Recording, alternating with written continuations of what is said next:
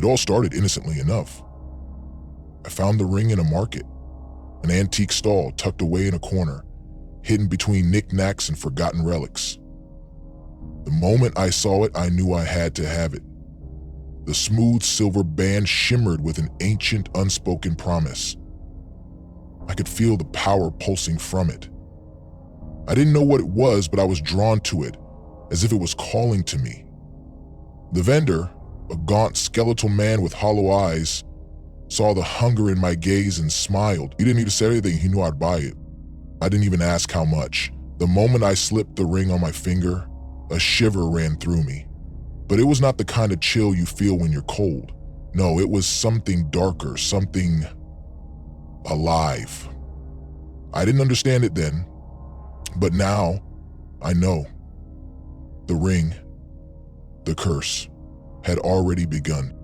At first, everything felt, wonderful. People treated me differently. Compliments flowed easily, their voices laced with admiration. I noticed the way people looked at me now, as though I were something more, something special. My colleagues began to notice my every word, my every move. At work, I was no longer just another face in the crowd. I was a leader, a figure of authority. The admiration, the respect, it felt so good. So, better than I ever could have imagined. But soon, the attention wasn't enough. No matter how much I received, I found myself wanting more. I deserved more. I was superior to everyone around me. Why didn't they see it? Why couldn't they worship me the way I needed them to? The world was a stage, and I was its star. I was better than all of them, better than anyone. And then came the dreams. At first, they were innocent. Strange, but innocent. Faces of people I knew, repeating the same compliments, the same praises. But slowly they twisted. They became more invasive, more real.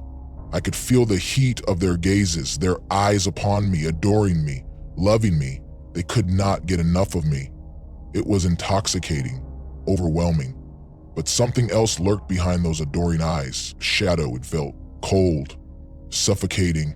And every time I woke up, I would find myself gasping for breath, drenched in sweat. The next night it happened again, but this time when I woke, there was something different. I was no longer in my bed. I stood in the middle of an endless void, a swirling darkness that pressed against me from all sides. And there it was, the figure. It wasn't a person, not exactly. It was a thing, something monstrous towering over me.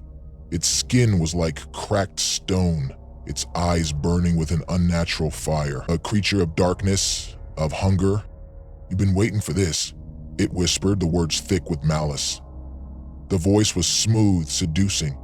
It promised everything I had ever wanted.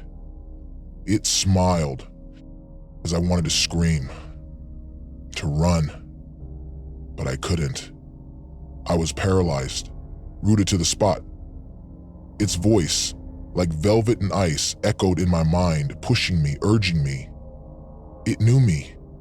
It knew everything about me, my vanity, my hunger, my pride. "I see your desire," it purred. "You long to be worshipped.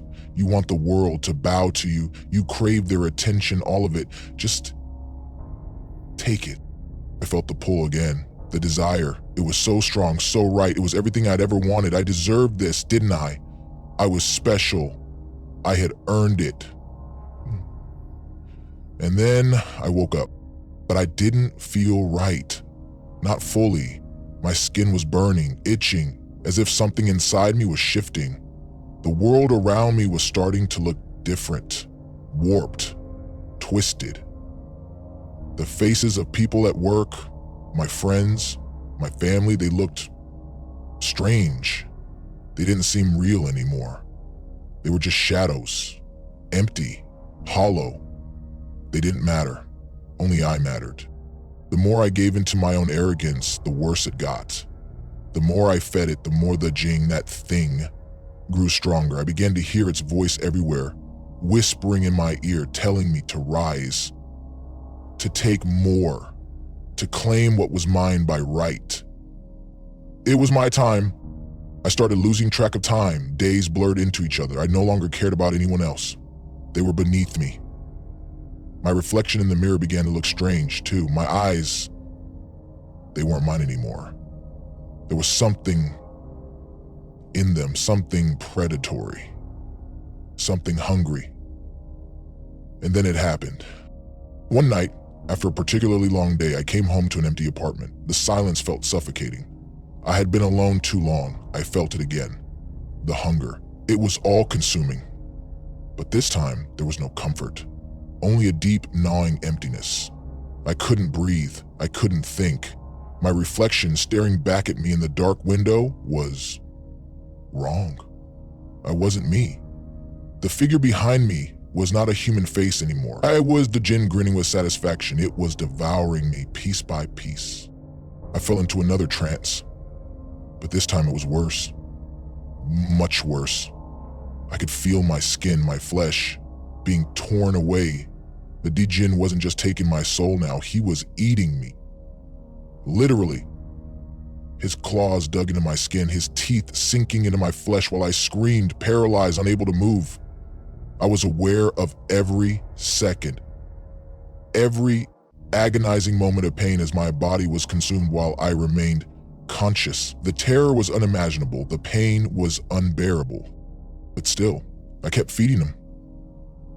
My pride, my arrogance, I didn't want to let go. I didn't want to stop feeling like I was the center of the universe. Each time I fell, he grew stronger. Each time I allowed myself to believe I was above everyone else, he devoured me further. When I opened my eyes, the world around me felt strangely quiet, almost as if the air itself held its breath. I had resisted the Djinn's temptations long enough to see him materialize before me, his monstrous form towering in the endless void of my mind. He roared in anger, his dark eyes burning into me, but I held the knife of silver and holy water tightly in my trembling hand. "You fought well," he hissed, his voice slithering through the air like a serpent. "But you've only delayed the inevitable." I lunged forward and slashed at him, the blade slicing through his ethereal flesh. He recoiled, howling in pain, but before I could deliver a fatal blow, he froze and smiled. A horrifying, toothy grin. "Kill me, and you'll be free," he whispered, his voice dripping with venom. "But tell me, Alice, do you think freedom comes without a price?" My hand faltered. "I can offer you a choice," he continued, his tone almost seductive now. "One soul for another. Someone you care about, perhaps? A friend, a lover, a sibling? I'll let you walk away, alive and whole, if you give me another name. Someone to take your place." I stared at him, my mind racing. I could hear my own heartbeat pounding in my ears. The thought was monstrous, yet his words filled me with a dreadful hope. I could live. I could be free. But someone else would suffer in my place.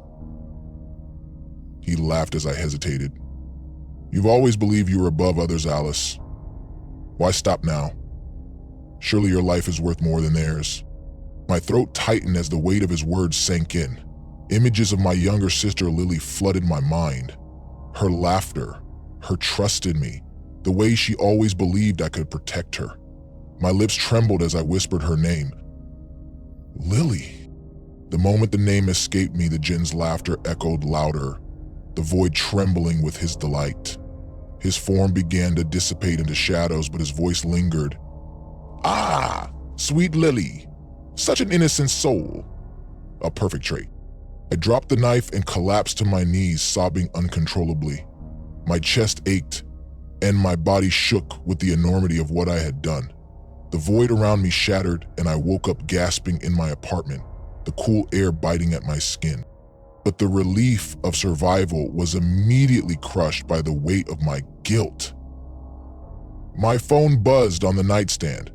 With trembling hands, I picked it up and saw a message from Lily's roommate. "Have you seen Lily?